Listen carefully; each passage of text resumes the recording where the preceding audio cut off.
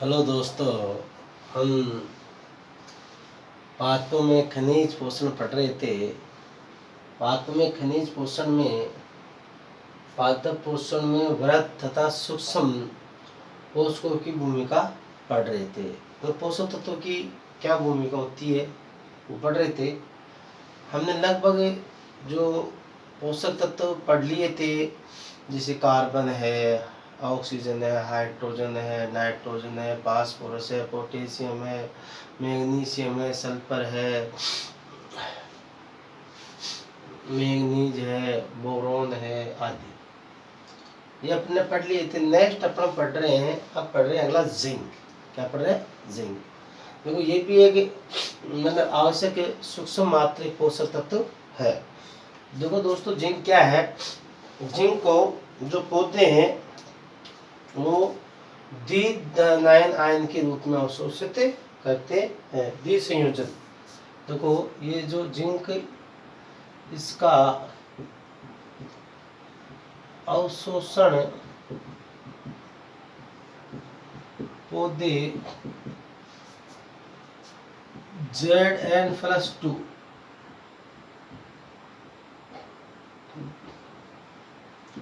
के रूप में करते हैं। तो देखो जिंक का अवशोषण पौधे किस रूप में करते हैं? Zn+2 के रूप में करते हैं। देखो दोस्तों, जो जिंक है ये प्रमुख तत्व है।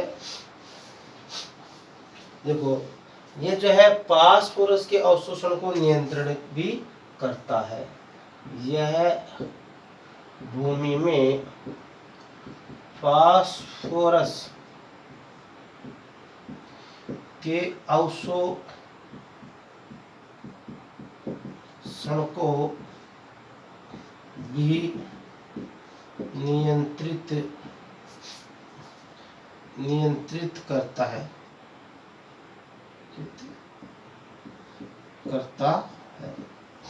नेक्स्ट है दोस्तों, यह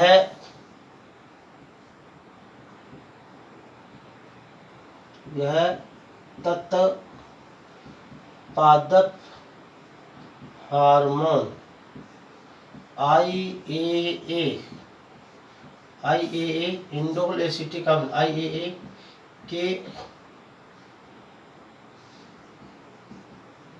निर्माण के लिए उत्तरदायी होता है। IA के निर्माण के लिए तत्व उत्तरदायी होता है। तो दोस्तों ये तो हो गई। इसमें जैसे मान लो इसमें इंडोल एसिटिक अम्ल है। देखो ये जो इंडोल एसिटिक अम्ल है ये ऑक्सिन वगैरह का हार्मोन है। इस हार्मोन से पौधे की लंबाई में क्या होती है? वृद्धि होती है। तो देखो दोस्तों, इसकी जो न्यूनता के लक्षण, कमी के लक्षण। अब देखो न्यूनता के लक्षण। न्यूनता के लक्षण।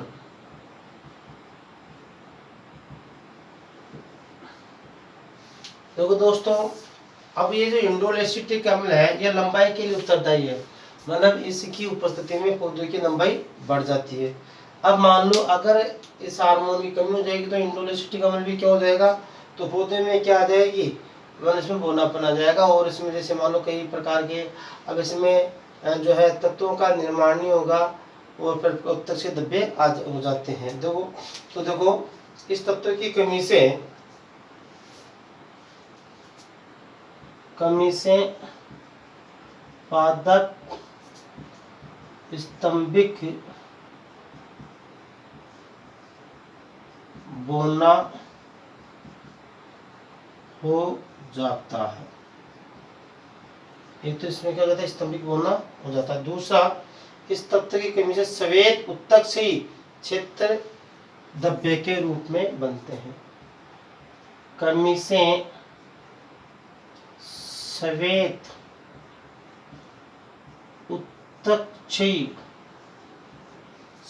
उत्तक्षयी क्षेत्र धब्बे के रूप में बनते हैं।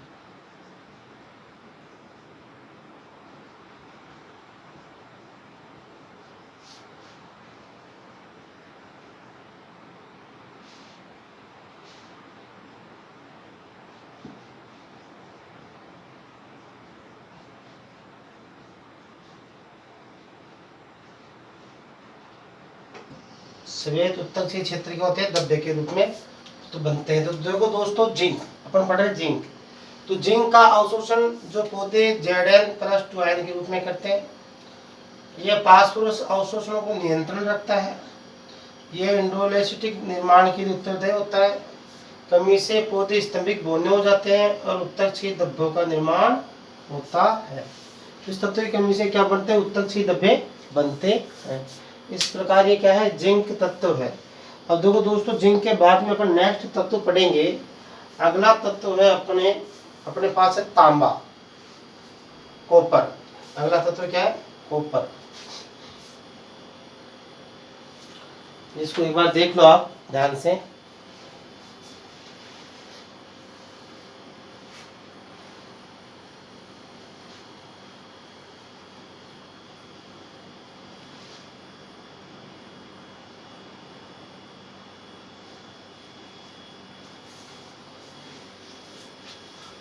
नेक्स्ट तो आपके कॉपर।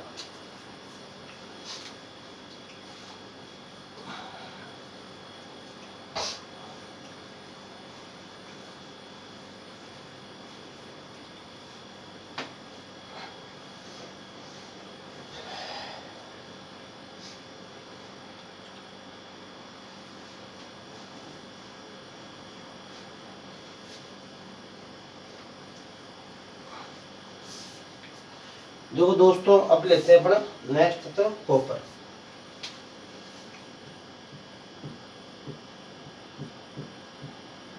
कॉपर तांबा Cu।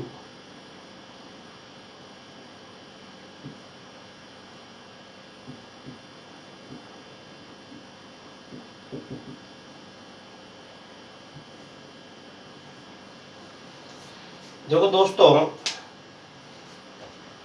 पौधे इस तत्व का अवशोषण द्विसंयोजन अथवा एकल द्विसंयोजन क्यूप्रिक पौधे इसका अवशोषण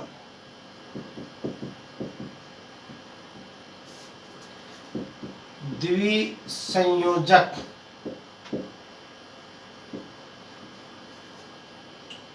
Cu+2 एवं एकक संयोजक Cu+1, इसको तो बोलते हैं क्यूप्रिक और इसको बोलते हैं क्यूप्रस।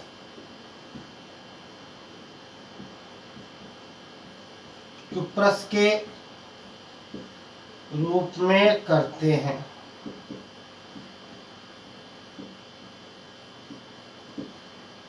क्यूप्रस और क्यूप्रिक के रूप में करते हैं। नेक्स्ट देखो, ऑक्सीकरण अपचयन क्रिया में यह तत्व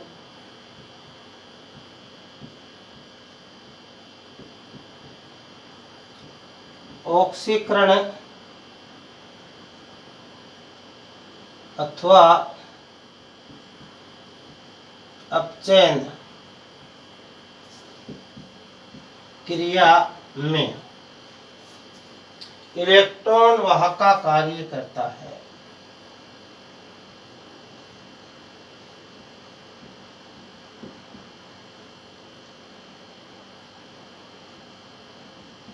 इलेक्ट्रॉन वाहक का कार्य करता है। का कार्य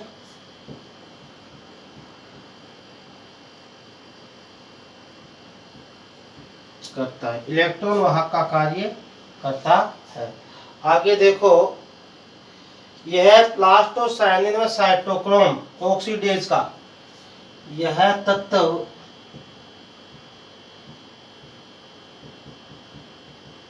प्लास्टोसाइनिन एवं साइटोक्रोम,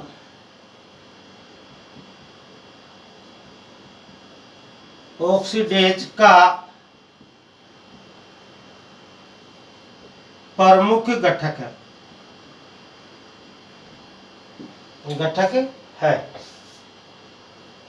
जो प्रकाश संश्लेषण के लिए आवश्यक है, जो प्रकाश संश्लेषण के लिए आवश्यक है।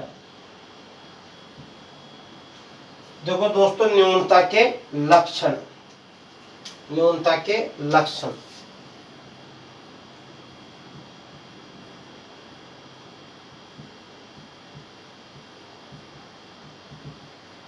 न्यूनता के लक्षण तो देखो, ये पत्तियों, इस तत्व की कमी से पत्तियों क्या हो जाती है, मुरझा जाती है।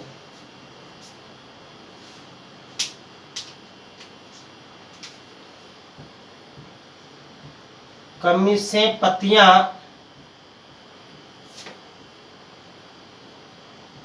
मुरझा जाती है। कमी से क्या जाती है, पत्तियां मुरझा जाती है। नींबू पादप में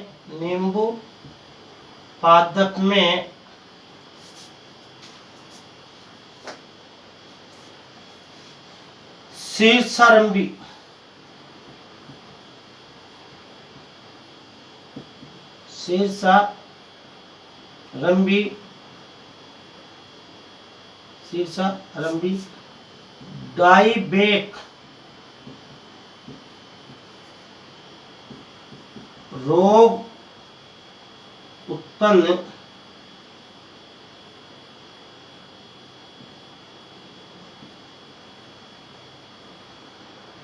हो जाता है। इस डाइबैक रोग के कारण जो है पौधा ऊपर से नीचे की ओर सूखता है।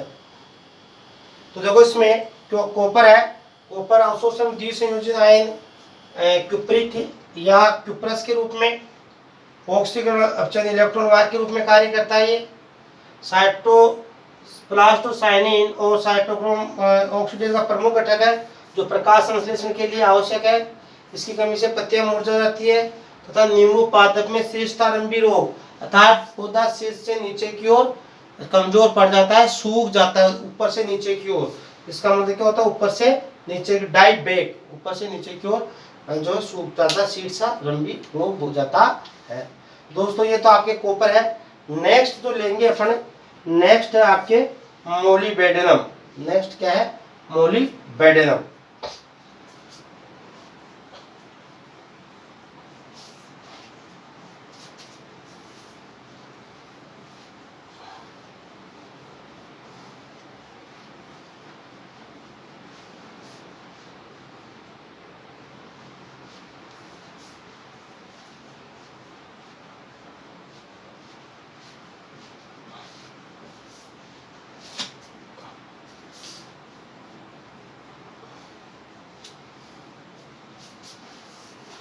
अगला तत्व है मोलिबेडेनम।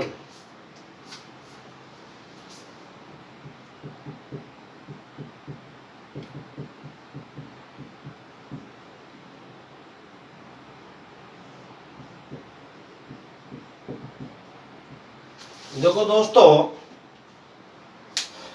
ये तत्व मृदा में कमी पाया जाता है और पौधे इसे मोलिबेडेनम ऑक्साइड के रूप में ग्रहण करते हैं। यह तत्व मृदा में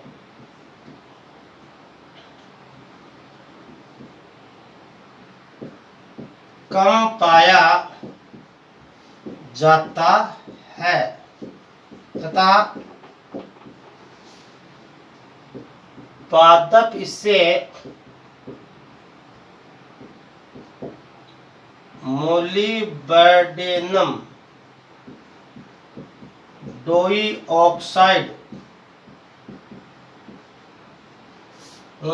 डाइऑक्साइड MO2 के रूप में ग्रहण करते हैं, मोलिब्डेनम डाइऑक्साइड के रूप में ग्रहण करते हैं। तो देखो दोस्तों, एक इसमें एक तो यह है, और दूसरा ये तत्व जो मोलिब्डेनम में नाइट्रोजन एंजाइम निर्माण के लिए आवश्यक है। यह तत्व नाइट्रो जो नाइट्रोजन स्थिरीकरण नाइट्रोजिनेज एंजाइम के लिए आवश्यक होता है। अब देखो दोस्तों, न्यूनता के लक्षण।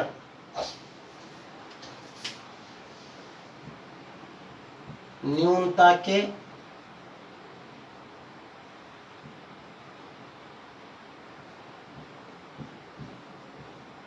लक्षण। देखो दोस्तों, इस तत्व की कमी से पौधे में हरियनता आ जाती है। कमी से पादप में हरिमहीनता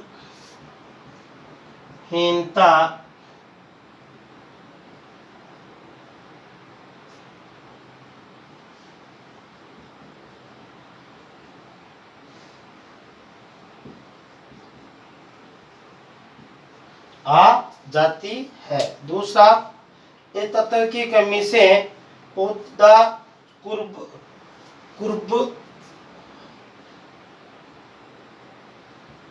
कमी से पादप कुरबरित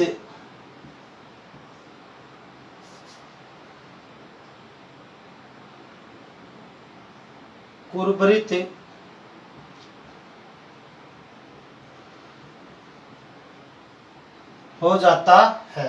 और नेक्स्ट, इसमें क्या होता है, इस तत्व की कमी से फूल गोभी में वही टेल रोग हो जाता है। इसकी कमी से फूल गोभी में वही टेल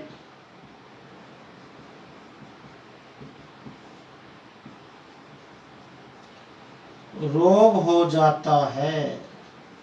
देखो दोस्तों, ध्यान से सुनो, मोलिब्डेनम ये मृदा में कम मात्रा में पाया जाता है, ये कम पाया जाता है।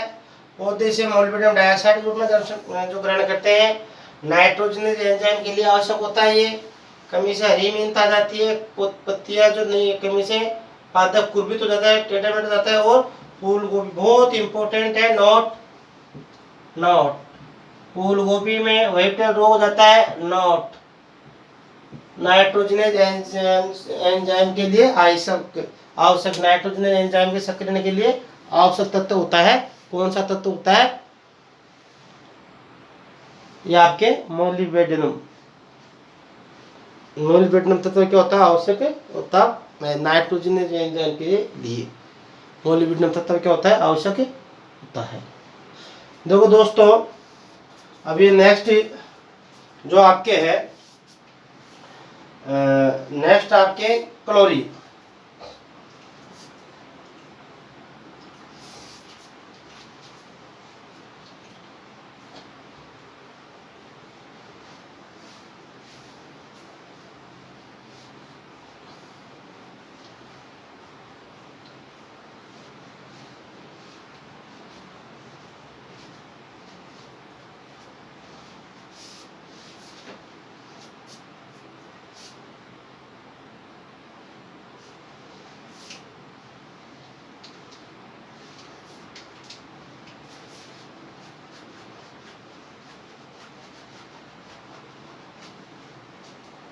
देखो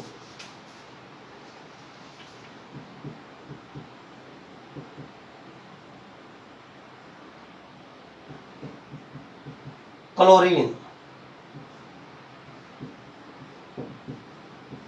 देखो दोस्तों,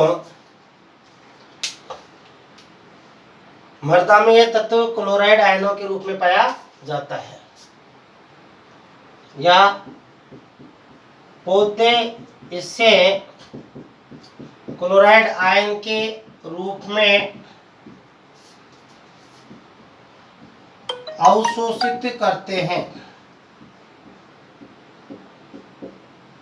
अवशोषित करते हैं।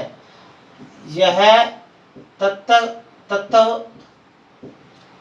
अधिक विलयशील होता है,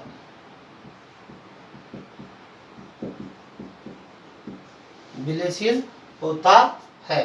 दूसरा, यह तत्व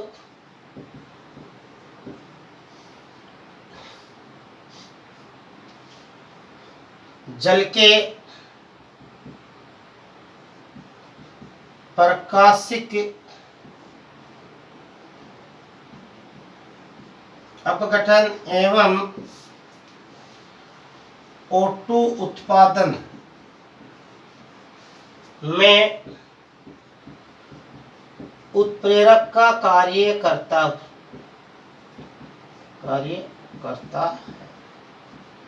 दोस्तों कल मैंने बताया था इससे पहले वीडियो मैंने बताया था कि मैंगनीज और क्लोरीन ये जो जल के प्रकाशिक अपघटन के लिए उत्तरदायी होता है। जैसे कल मैंने बताया था भाई, ये जो जल है और ये जल है मैंगनीज और क्लोरीन की उपस्थिति में हाइड्रोजन आयन प्लस O2 और इलेक्ट्रॉन में टूट जाता है। तो देखो जल के प्रकाशिक अपघटन में किसकी भूमिका होती है?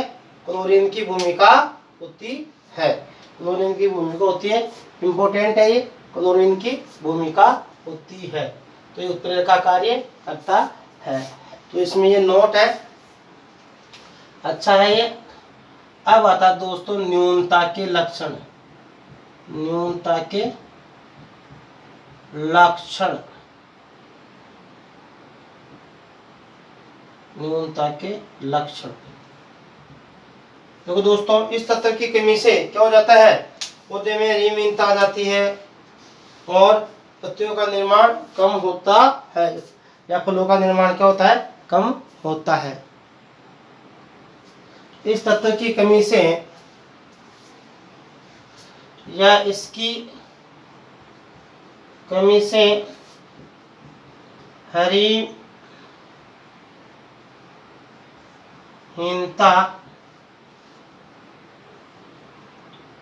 आ जाती है।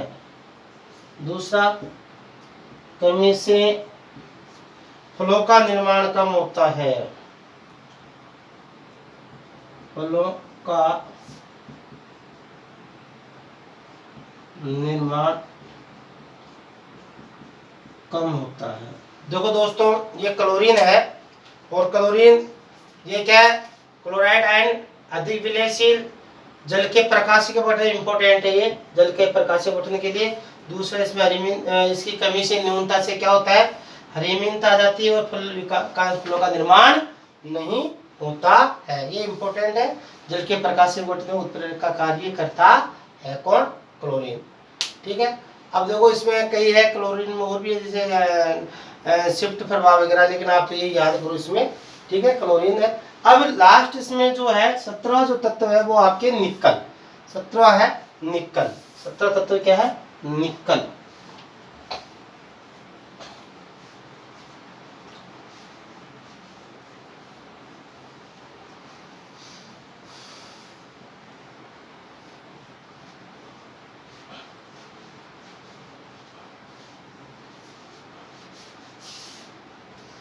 देखो दोस्तों, इसमें जो आपकी 17 तत्व है वो है निकल।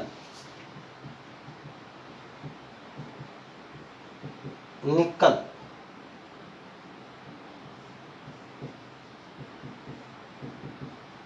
देखो पौधे से, या इससे पहले इसको पौधे से निकल आयन के रूप में अवशोषित करते हैं। पादप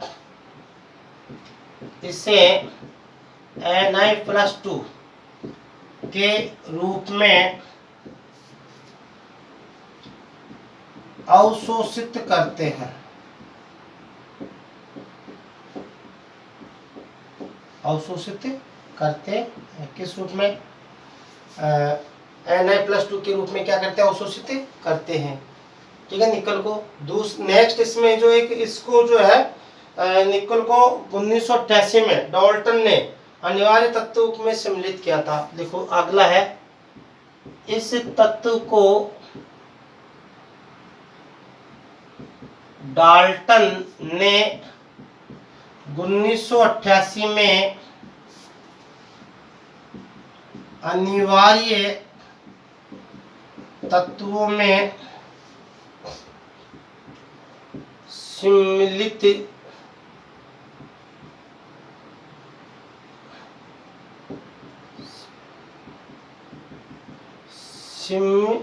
सम्मिलित किया। किसने? डाल्टन ने। किसको? निकल को। ठीक है। अब देखो अनिवार्य तत्वों के रूप में लिया गया निकल, और ये जो निकल है ये क्या है? ये जो निकल है ये जो है मुख्यतः क्या है? ये देखो यह तत्व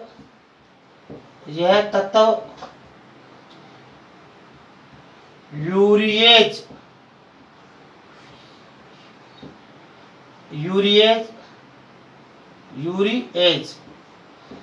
एंजाइम का प्रमुख घटक है। बहुत अच्छा क्वेश्चन है। यूरिएज एंजाइम का घटक है। न्यूनता के लक्षण,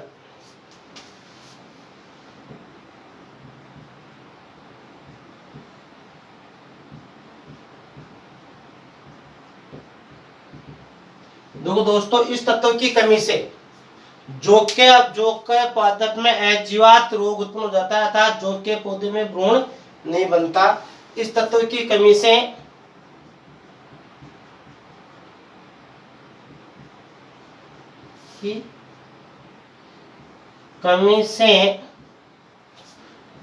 जो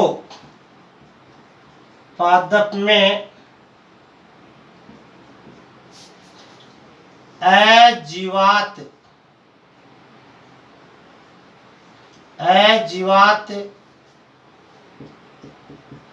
रोग उत्पन्न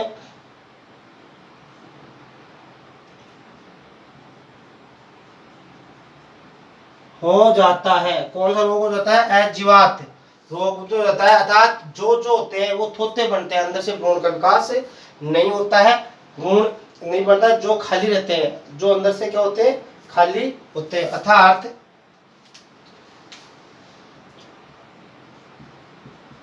जो के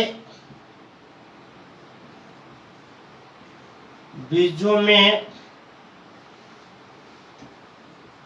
भ्रूणपोष नहीं बनता। ठीक है, ये खाली रहते हैं, या पोषक जो भी भ्रूणपोष या भ्रूण या जो है पोषक तो नहीं बनते हैं। तो देखो ये जो है निकल के रूप में डाल्टन ने इसको, ये इसके इंपॉर्टेंट बात क्या है, निकल Na+2 के रूप में अवशोषित किया जाता है। डाल्टन ने इसको 1988 में अनिवार्य तत्व के रूप में किया। यूरिएज एंजाइम का प्रमुख घटक, नोट, ये जो है यूरिएज एंजाइम का क्या होता है? प्रमुख घटक होता है। बहुत अच्छी बात है, यूरिएज एंजाइम का प्रमुख घटक होता है। और ये जो है जो के अंदर अजीवात रोग उत्पन्न करता है। कौन सा? अजीवात रोग उत्पन्न करता है, अर्थात उसमें भ्रूण नहीं बनता है। तो दोस्तों ये प्रमुख आपके अनिवार्य तत्व है 17, जो आपने ध्यान से पढ़े और उनको ध्यान से पढ़ो। ठीक है, अनिवार्य तत्व कितने आपके? ये 17 अनिवार्य तत्व है।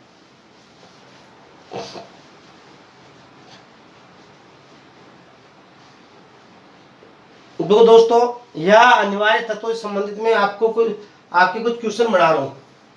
यहाँ मैं कुछ क्वेश्चन भी पुटअप कर रहा हूँ अनिवार्य तत्वों से संबंधित, हो सकता है मैं आगे भी करूँ। इसमें देखो, अब इसमें जैसे मैं आपको इसमें थोड़ा सा रिवीजन ले लेता हूँ, रिवीजन के रूप में भी ले लेते हैं भाई। जैसे मान लो इसमें अपने सबसे पहले क्या था, इसके अंदर अपने अनिवार्य तत्व पढ़े अपन ने। तो अनिवार्य तत्वों में अपन ने क्या पढ़ा? अनिवार्य तत्वों में अपन ने पढ़ा भाई जो है 17 तत्व होते हैं। इसमें कार्बन, हाइड्रोजन, ऑक्सीजन, ये खनिज तत्व होते हैं। खनिज तत्वों के अंदर आपने इसमें ये पढ़ा कि भाई इसमें ये जो है इसमें जो है जो कार्बन है वो कार्बन डाइऑक्साइड से प्राप्त होता है पौधों को, और ये जो है ऑक्सीजन जो है कार्बन डाइऑक्साइड और जल से, ऑक्सीजन से प्राप्त होती है, और हाइड्रोजन जल से प्राप्त होती है। फिर आपने पढ़ा नाइट्रोजन, नाइट्रोजन प्रमुख घटक है, पौधे से नाइट्रोजन के रूप में अवशोषित करते हैं। ये जो है प्रोटीन, एमिनो अम्ल, न्यूक्लिक अम्ल आदि का प्रमुख घटक होता है नाइट्रोजन। फिर बाद में इसके बाद में पढ़ने पड़ा फास्फोरस। फास्फोरस ये ऊर्जादायी तत्व होता है, इसको जो है हाइपोफास्फेट के रूप में पौधे से अवशोषित करते हैं, प्रमुख तत्व होता है ये। और इसमें इसकी कमी से पौधे में हरी मीनत आ जाती है। इसके अंदर जैसे मान लो एंथोसायनिन वर्णक बनता है, जिससे कुरुवृत्त पौधा हो जाता है। फिर इसके बाद में अपन ने पढ़ा पोटेशियम। तो ये जो है पौधे से पोटेशियम आयन के रूप में अवशोषित करते हैं। रंध्रों के खुलने बंद होने में इसमें महत्वपूर्ण भूमिका होती है, अन्य क्रियाओं में भी इसमें जो इसकी महत्वपूर्ण भूमिका होती है। तो देखो ये जो है कुछ जो तत्व अपन इसमें पढ़े, इससे इनसे जो संबंधित है और भी कई, जैसे मान लो इसमें आपके जो है तत्व संबंधित है, इन तत्वों संबंधित क्वेश्चन भी आपके पुटअप होते हैं, क्वेश्चन भी बनते हैं, इंपॉर्टेंट क्वेश्चन बनते हैं। इन क्वेश्चनों के लिए अपन से जो अलग से ऐसे क्वेश्चन बढ़ाएंगे जो आपके जो है लाभदायक सिद्ध हो सके। वो क्वेश्चनों को, उन क्वेश्चनों के लिए मैं हो सकता है अलग से या तो मैं कुछ वीडियो प्रोवाइड कर सकता हूँ, 2-4 इसमें तो अपन नहीं लेंगे, आगे कुछ वीडियो बनाएंगे, उसके अंदर अपन इसमें जो है क्वेश्चन लेंगे। तो जैसे अपन बात कर रहे हैं तो कुछ तत्वों की बात कर रहे हैं, तो इसमें जैसे मान लो सल्फर। अब नेक्स्ट जो आपके कैल्शियम है, तो कैल्शियम आयनों के रूप में अवशोषित करते हैं। कैल्शियम क्या होता है, मुख्य घटक होता है और इसमें जो है कोशिका भित्ति निर्माण में प्रमुख भूमिका होती है। इसी की कमी से ही पौधा क्या हो जाता है, कमजोर हो जाता है, पौधे का विकास नहीं होता है। कैल्शियम के बाद में अगर बात करें अपन मैग्नीशियम की, तो देखो मैग्नीशियम डाइऑक्साइड के रूप में पौधे से अवशोषित करते हैं, मैग्नीशियम के रूप में अवशोषित करते हैं, मैग्नीज के रूप में पाया जाता है ये। और ये जो मैग्नीशियम ये जो है किसके राइबोसोमों को बांधने का, राइबोसोमों को जोड़ने का कार्य करता है कौन, मैग्नीशियम। मैग्नीशियम के बाद में सल्फर आता है। सल्फर भी प्रमुख घटक है, पौधे से सल्फेट आयनों के रूप में क्या करते हैं, अवशोषित करते हैं। और सल्फर के बाद में फिर आता है आपके आयरन आता है। ये जो आयरन भी प्रमुख घटक है। आयरन के अंदर जैसे मान लो 2 संयोजकता होती है, एक तो जैसे मान लो कौन सी जो है फेरिक और एक फेरस। तो फेरिक जो होती है Fe+3, वो क्या होती है, Fe+3 होती है, वो उसके रूप में अवशोषण करते हैं, लेकिन उपापचय क्रियाओं के अंदर जिसमें फेरस का रोल होता है। तो फाइटोप्रोटीन प्रोटीन पाई जाती है। क्लोरोफिल का मुख्य घटक होता है लोहा तत्व भी, आयरन भी। तो इसमें अपन ये तत्व पढ़े। और इसके बाद में जैसे मान लो आता है आपके लोहे के बाद में आता है मान लो बोरोन। तो बोरोन क्या है, बोरोन वो पौधे से बोरेट आयन के रूप में ग्रहण करते हैं। और इससे जो है ये जो है बोरोन पराग निर्माण के लिए, इनके लिए उत्तरदायी होता है, पराग अंकुरण के लिए, कोशिका विभाजन के लिए उत्तरदायी होता है। इससे क्या पौधे, अगर बोरोन नहीं होगा तो पौधों में क्या नहीं होगा, पुष्प नहीं होगा, पुष्प कम बढ़ेंगे या पुष्प क्या बढ़ेंगे, बंधे बढ़ेंगे। तो दोस्तों अपने ये जो कई पोषक तत्व अपन ने पढ़े और इनको आगे भी इससे संबंधित कुछ क्वेश्चन मैं आपको प्रोवाइड कराऊंगा। एक जो है जो क्वेश्चन मैं आपको बताऊंगा, आप प्लीज इसको ये ध्यान रखें कि एक बार ये जो जितने भी पोषक तत्व है इनको आप ध्यान से पढ़ें। जो खनिज पोषण है, चाहे वो जो है वृत्त मात्री पोषक तत्व हो, चाहे सूक्ष्म मात्री पोषक तत्व, इम्पोर्टेंट है एग्जाम की दृष्टि, बोर्ड एग्जाम की दृष्टि से। और जो है JET NEET REET teachers competition सब में, जनरल साइंस में भी इस जो इन जो है सूक्ष्म तत्वों को लिया जाता है।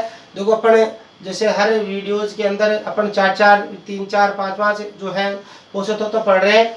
मैं इनको आराम से ले रहा हूँ।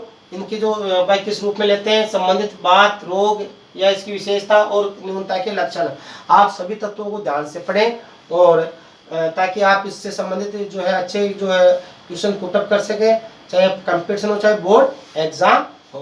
तो प्लीज़ आप इसको कृपया ध्यान से पढ़ें और प्लीज़ आप इसे जो है लाइक सब्सक्राइब करें, अपने दोस्तों को बताएं और जो है इसको जो शेयर करें और इसको बार बार देखें ताकि आपको याद हो सके। ठीक है, प्लीज़ आप लाइक और सब्सक्राइब करें। धन्यवाद, बहुत बहुत धन्यवाद।